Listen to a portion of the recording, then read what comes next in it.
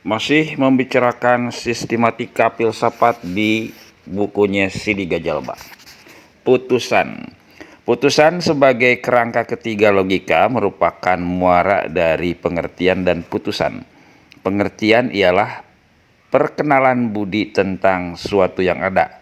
Putusan yang membentuk pengetahuan dari pengertian-pengertian yang sudah ada.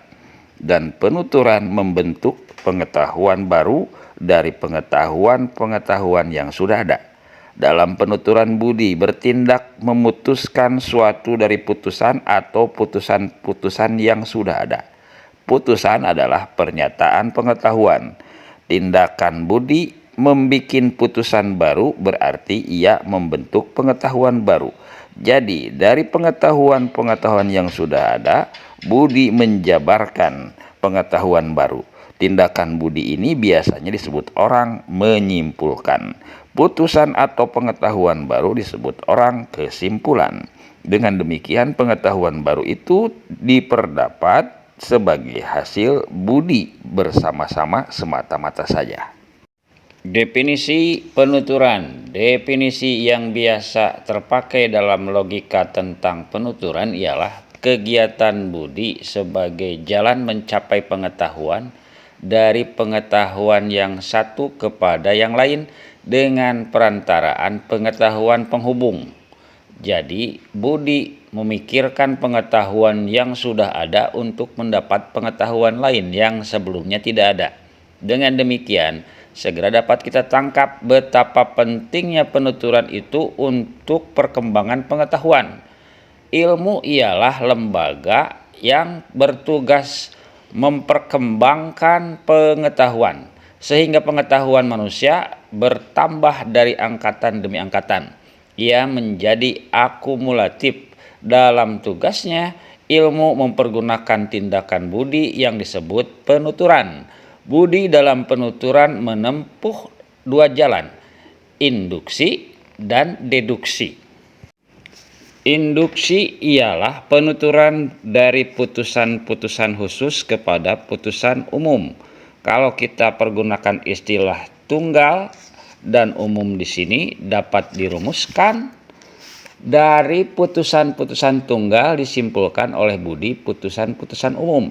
Dalam kesimpulan, budi melompat dari beberapa kejadian kepada semua kejadian berdasarkan atau teori tentang keteraturan realitas.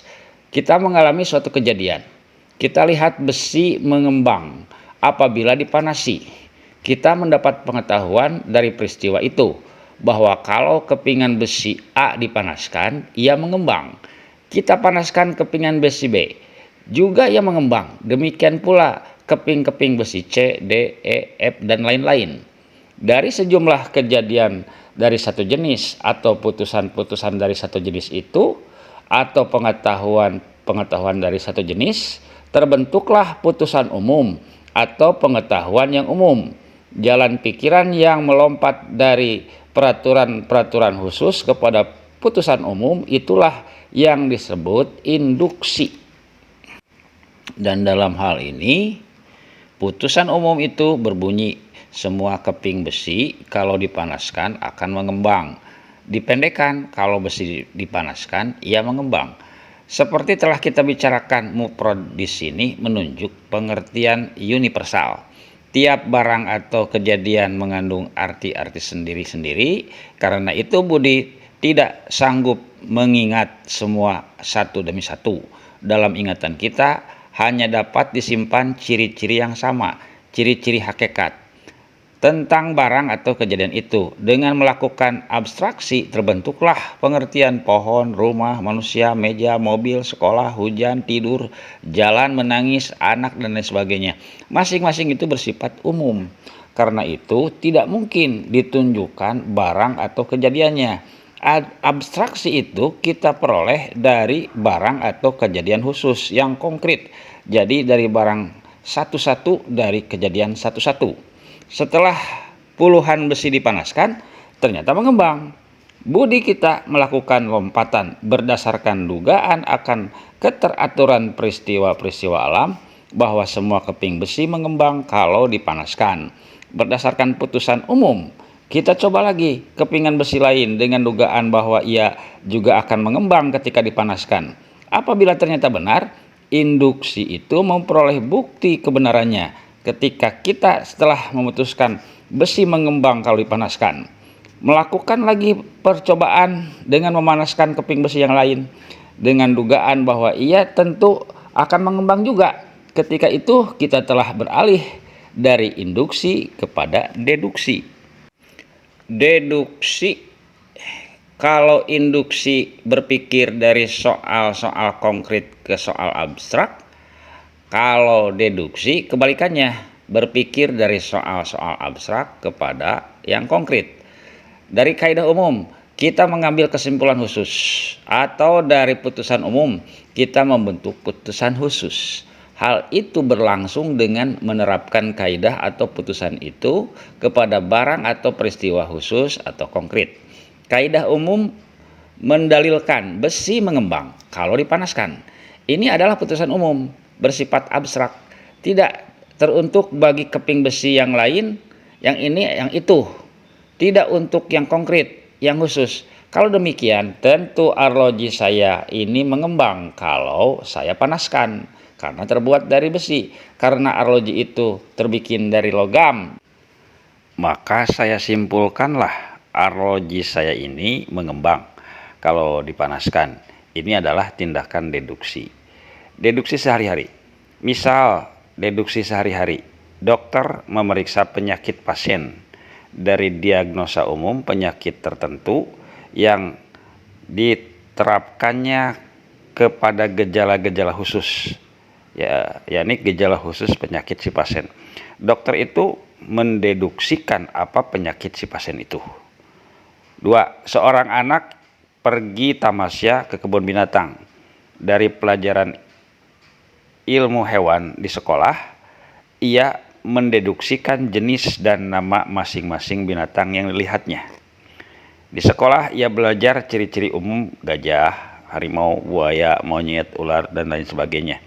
Dari kaidah umum yang abstrak itu, ia menentukan jenis dan nama masing-masing hewan yang konkret tentunya, yang dilihatnya langsung di kebun binatang itu. Batas antara deduksi induksi seringkali kabur. Mari kita lihat misal berikut. Seorang petani mau jual 1000 buah durian. Pedagang buah di pasar yang mau membelinya tentu ingin mengetahui lebih dulu apa durian itu enak semua atau tidak. Cara yang paling sederhana untuk mengetahui apakah semua enak, dengan mencoba durian itu satu demi satu. Tetapi itu kan tidak mungkin. Tidak mungkin dilakukan oleh pedagang itu. Sebab tidak ada yang akan diperdagangkannya lagi. Dan tidak mungkin ia mencoba semua durian itu. Cara yang praktis yang dilakukan untuk mencoba sejumlah durian itu, sesudah itu menyimpulkan sifat semua dari durian itu. Dilobanginya durian yang teratas, dicukilnya sedikit dan dicobanya. Misalnya enak, diambilnya durian yang paling bawah, dicobanya pula, enak juga. Diambil durian yang di tengah-tengah, enak. Durian yang berada di bagian samping tumpukan, enak juga. Setelah kira-kira 6 buah diperiksanya dengan hasil enak, mulai ia membentuk anggapan bahwa durian itu mungkin enak semuanya. Ketika ia memeriksa yang ketujuh, ia menduga tentu juga enak karena anggapan bahwa semuanya enak. Kalau ternyata memang enak, anggapan itu tumbuh menjadi kepercayaan. Ketika ia mencoba yang ke-8, ia percaya bahwa yang ke-8 itu pun enak. Karena semua durian itu enak. Kalau memang ternyata demikian, ia ambil putusan semua durian itu adalah enak. Cara yang paling sederhana ialah mencoba seluruh durian itu satu demi satu, baru memutuskan sifat semua durian enak. Cara beginilah yang disebut induksi sempurna, yaitu putusan umum yang merupakan jumlah putusan khusus. Setelah kira-kira 6 kali si pedagang membentuk putusan khusus bahwa masing-masing durian yang diperiksanya itu enak, ia bentuk putusan umum, yaitu ia lakukan induksi semua durian enak. Setelah induksi ini atau semua durian enak, dilakukannya pemeriksaan ketujuh dengan dugaan tentu yang dicobanya itu enak juga. Ketika itu sesungguhnya ia sudah mulai melakukan deduksi, menerapkan putusan umum, semua durian enak, kepada putusan khusus, durian yang satu itu enak. Demikianlah percontohan kaburnya batasan antara induksi dan deduksi. Juga dalam contoh tersebut adalah sukar untuk menentukan yang pasti di mana induksi berakhir dan deduksi berawal. Kedua proses itu bertentangan, tapi yang satu seolah-olah lebur ke dalam yang lain, saling melengkapi. Yang satu melengkapi yang lain. Kadang-kadang kita tidak pasti apakah kita berinduksi atau berdeduksi. Barangkali kita melakukan kedua-duanya pada waktu yang sama. Mana yang dahulu, induksi atau deduksi? Manakah yang terlebih dahulu, induksi atau deduksi? Berselisihlah Plato dan Aristoteles tentang hal ini. Plato mengatakan bahwa yang asli atau yang lebih dahulu ada ialah pengertian umum. Alam hakikat atau alam asli itu ialah alam cita yang tercita dalam budi umum. Alam nyata yang dialami oleh panca indera ialah alam benda khusus yang konkret, yang merupakan bayangan alam cita yang universal. Jadi kita mengenal pohon sebagai pohon, manusia sebagai manusia, anak sebagai anak ialah dengan menyorotkan ide umum yang ada pada kita dari semula, yang kita bawa lahir kepada pohon, manusia dan anak yang kita sentuh dengan panca indera. Cita umum itulah yang memungkinkan kita kenal akan pohon, manusia, anak, dan lain-lain. Tidak demikian oleh Aristoteles. Yang awal ialah pengenalan kita pada barang-barang khusus yang ditangkap oleh panca indera. Dari yang satu demi yang satu ini, yang konkret, individual, dan yang khusus, budi membentuk pengertian umum. Jadi cita umum itu tidak lain akibat atau hasil dari alam pengalaman. Pertentangan atau perselisihan antara kedua filosof besar itu ialah yang pertama beranggapan bahwa yang awal itu deduksi, sesudah itu baru induksi. Sedangkan yang kedua mengatakan mula-mula itu induksi, sesudah itu baru deduksi. Jadi perbedaan mereka adalah perselisihan pandangan filsafat. Ada dua macam indikasi, yakni indikasi sempurna dan tak sempurna. Untuk indikasi sempurna, telah kita singgung putusan umum dari putusan satu-satu. Contoh, ibu kemarin beli 10 butir telur dari warung Pak Kamil. Semua telur baik, kata beliau.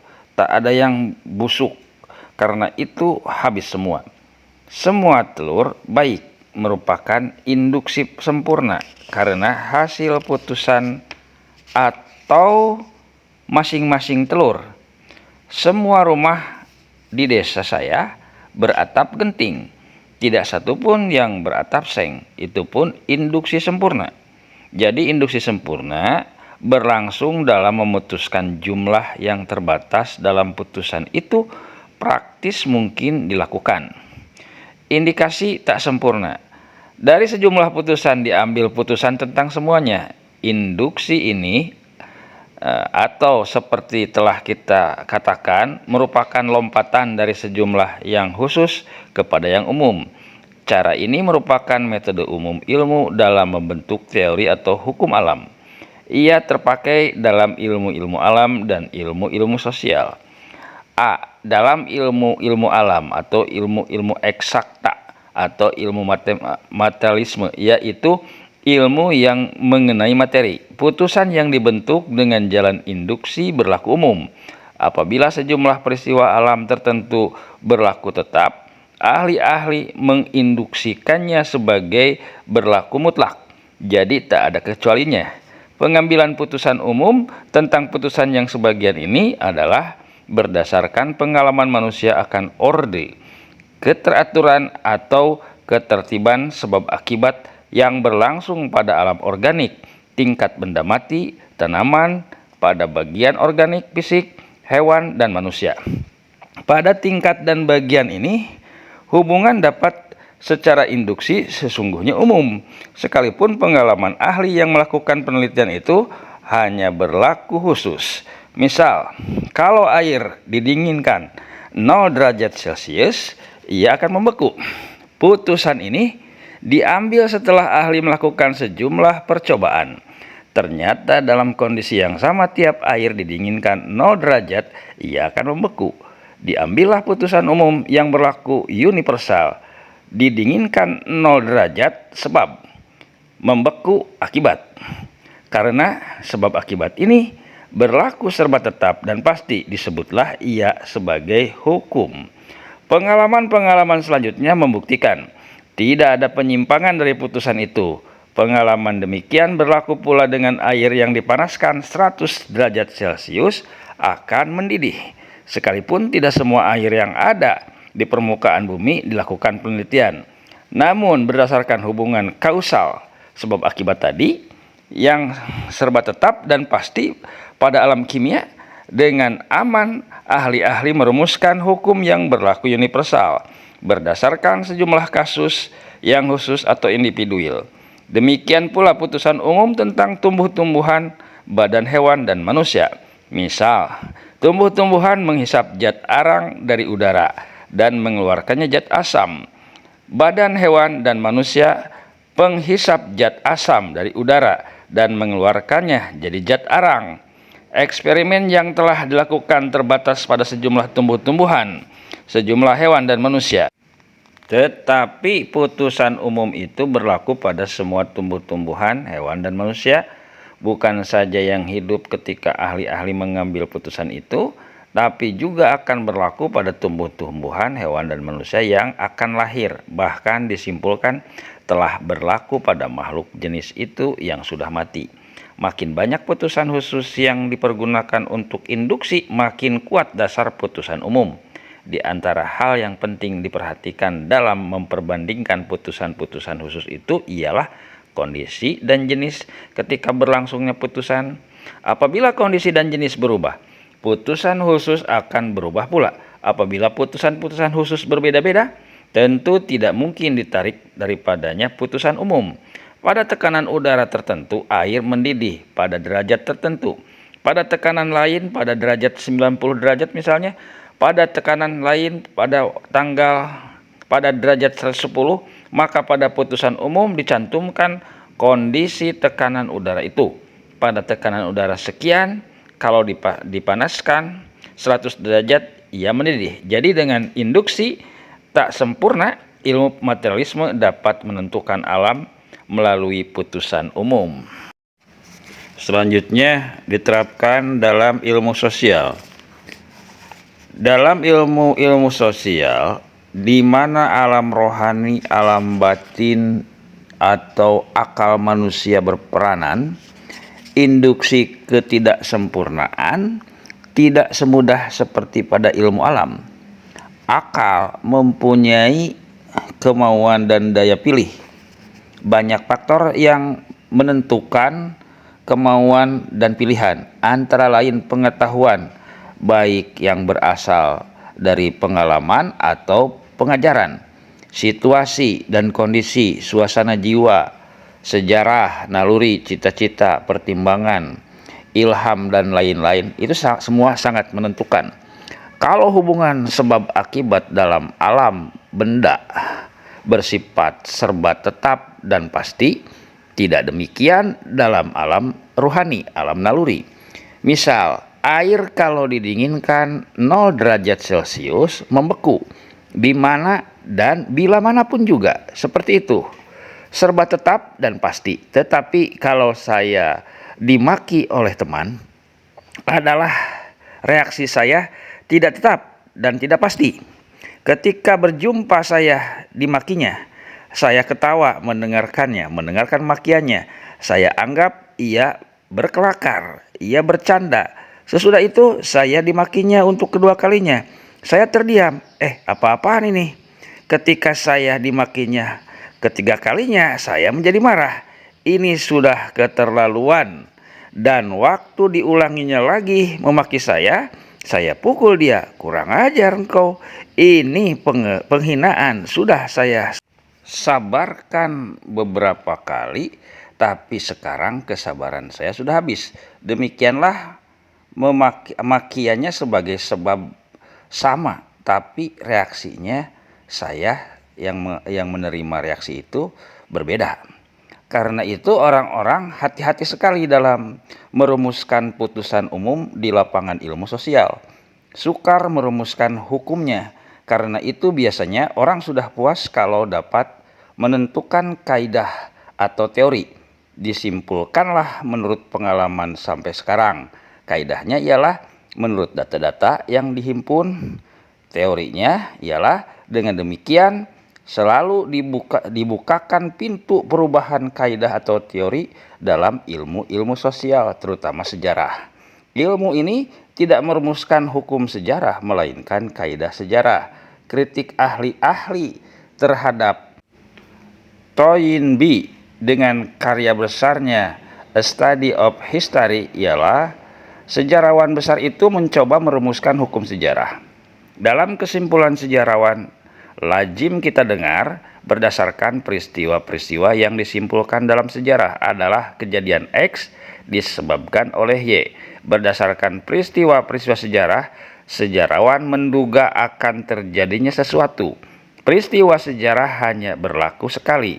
Peristiwa lain mungkin ada persamaannya dengan peristiwa tertentu, tapi bukan kesamaan. Mengenai peristiwa dalam lapangan rohani, dapat pula kita berkata bahwa peristiwa itu hanya berlangsung satu kali karena pengetahuan atau pengalaman tertentu, situasi dan kondisi tertentu, cita-cita tertentu, suasana jiwa, pertimbangan, pengalaman, dan ilham tertentu. Dan persamaan sejumlah peristiwa khusus, orang merumuskan kaidah atau teori tentang jenis peristiwa tertentu itu.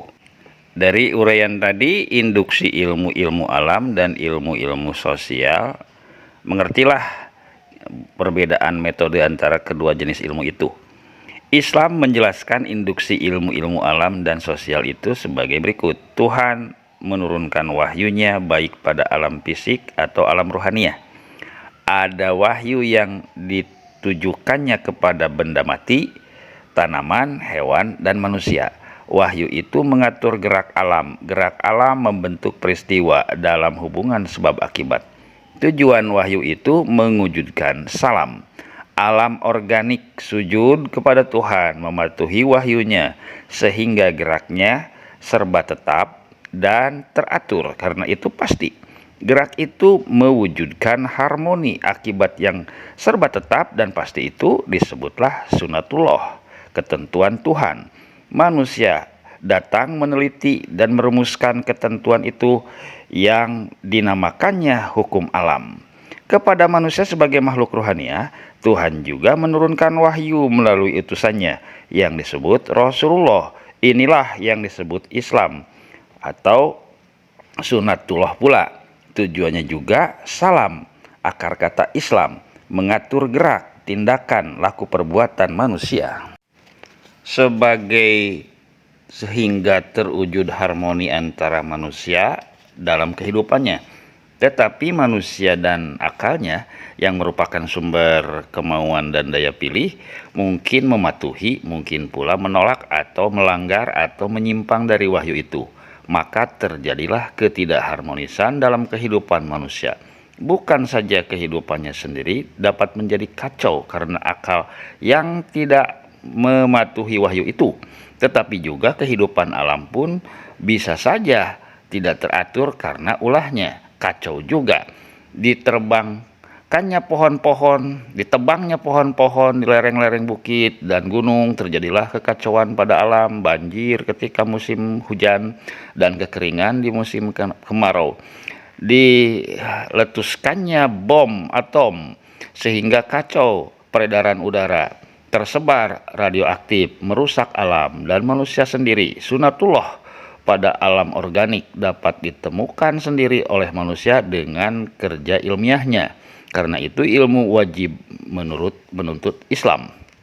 Tetapi semua sunatullah itu pada alam rohani tidak dapat ditemukan melalui penelitian atau riset atau eksperimen. Karena itu Tuhan mengutus manusia tertentu untuk menyampaikannya kepada umat manusia, yakni dengan kitab suci.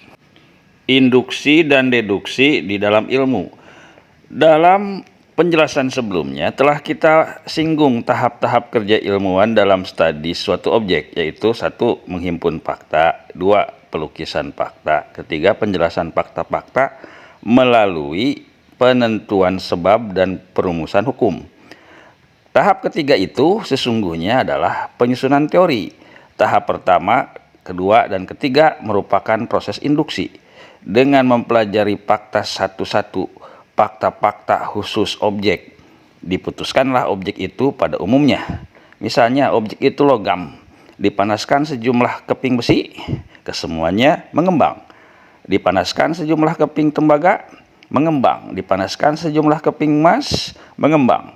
Kemudian demikian pula sejumlah keping perak, perunggu, dan lain-lain. Dari fakta-fakta khusus ini, ilmuwan memutuskan kalau logam dipanaskan, ia pasti mengembang. Setelah induksi ini, kerja ilmuwan sesungguhnya belum lagi selesai.